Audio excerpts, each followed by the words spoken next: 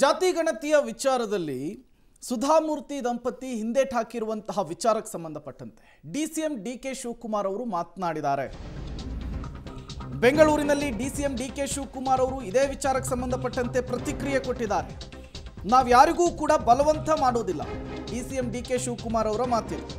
ಸಮೀಕ್ಷೆಯಲ್ಲಿ ಭಾಗವಹಿಸುವಂತಹದ್ದು ಅವರ ಸ್ವಇಚ್ಛೆ ಅನ್ನುವಂತಹ ಹೇಳಿಕೆಯನ್ನು ಕೂಡ ಡಿಸಿಎಂ ಡಿಕೆ ಶಿವಕುಮಾರ್ ಅವರು ಕೊಟ್ಟಿರುವಂಥದ್ದು.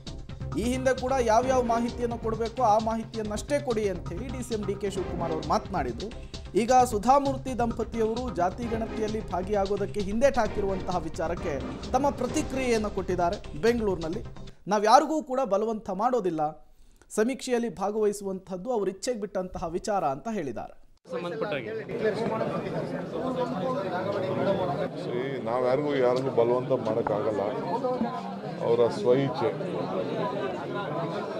ಇಷ್ಟು ಮಾತ್ರ ಹೇಳ್ತೀವಿ. ನಾವು ಯಾರಿಗೂ ಬಲವಂತ ಮಾಡೋಕ್ಕಾಗಲ್ಲ. ಅವರ ಸ್ವಇಚ್ಛೆ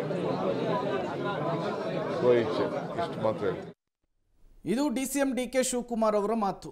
ಈ ಹಿಂದೆ ಜಾತಿ ಗಣತಿ ವಿಚಾರವನ್ನು ಪ್ರಶ್ನಿಸಿ ಕೋರ್ಟ್ಗೆ ಹೋದಂತಹ ಸಂದರ್ಭದಲ್ಲಿ ಕೋರ್ಟ್ ಸ್ಪಷ್ಟವಾಗಿ ಹೇಳಿತ್ತು, ಬಲವಂತವಾಗಿ ಯಾರಿಂದಲೂ ಕೂಡ ಮಾಹಿತಿಯನ್ನು ಪಡೆಯುವಂತಹ ಕೆಲಸ ಆಗಬಾರ್ದು ಅಂಥೇಳಿ.